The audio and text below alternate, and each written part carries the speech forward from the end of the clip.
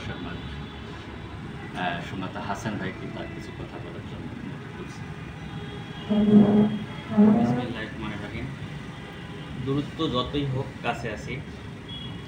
সম্মানিত deputy manager sir, আমার প্রিয় হাফিজ, প্রিয় শরীফ, যাদের জন্য আজকের এই আয়োজন,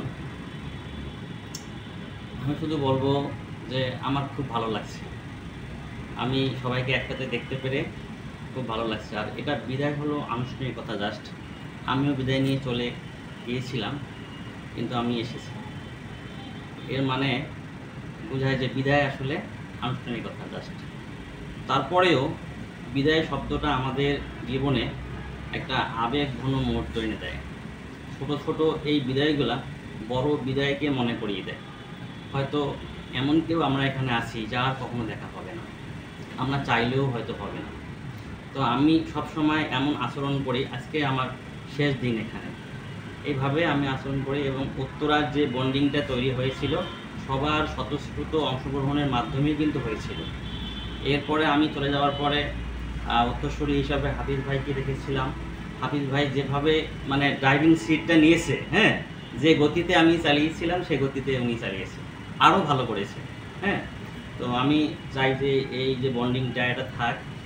আর পাশাপাশি দু একটা ব্রাঞ্চকে নিলে আরও ভালো লাগতো, ভরপুর লাগতো, আনন্দমুখর পরিবেশ হতো। তো যাই হোক, শরীফ ভাইয়ের বিষয়ে আমি বলবো যে শরীফ ভাইয়ের সাথে একসাথে কাজ করার আমার অভিজ্ঞতা আছে। খুবই উৎফুল্ল এবং চার্মিং একজন মানুষ। আবার তাকে আমি হৃদয় দিয়ে দেখেছি যে তার আবেগও আছে। হ্যাঁ, সুতরাং এই আবেগটাকে শক্তিতে রূপান্তরিত করে নতুন যে জায়গায় যাচ্ছেন খুব কাছাকাছি, সেই জায়গায় কাজ করে আবার পূর্বের জায়গা কিংবা বাড়ির কাছাকাছি একটা ভালো ট্রান্সফার নেবেন, এই আশা রাখছি শরীফ ভাইয়ের জন্য।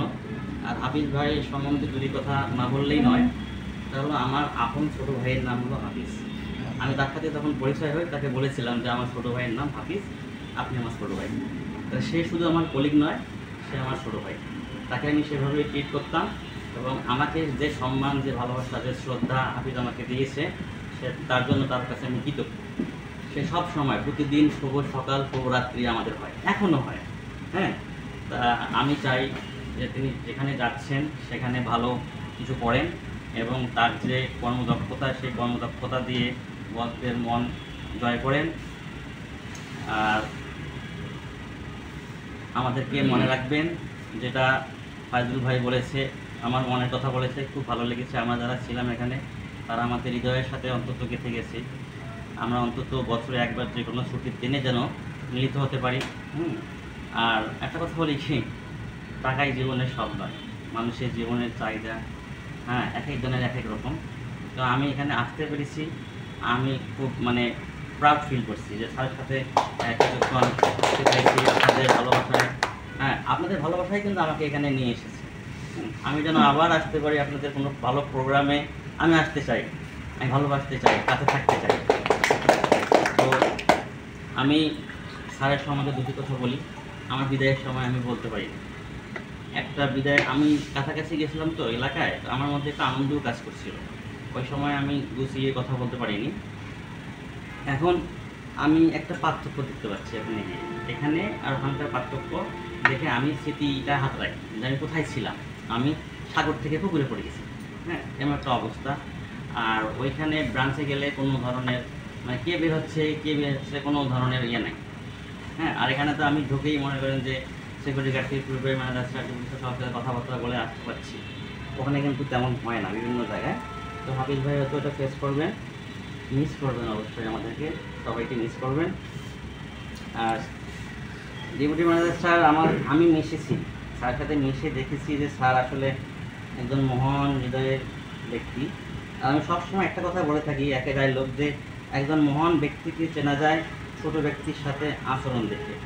তো আমি স্যারকে দেখেছি যে স্যার সবার সাথে মোটামুটি ভালো আচরণ করেন। আর কাজের ক্ষেত্রে দেখেছি স্যার একটু ইয়ে আছে, করা আছে।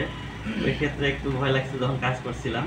হ্যাঁ, কিন্তু কাজ করার মানে পরে আমি স্যারের টেবিলে কিছুক্ষণ বসতাম, বসে আমি অনুধাবন করতাম যে স্যার মানে as a human he is great.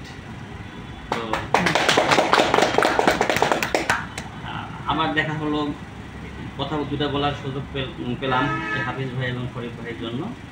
আমি সবাইকে আমার প্রাণের আমার মনের অন্তঃস্থল থেকে দোয়া করি, সবাই ভালো থাকেন, সুস্থ থাকেন, এই কামনা করি। আসসালামু আলাইকুম।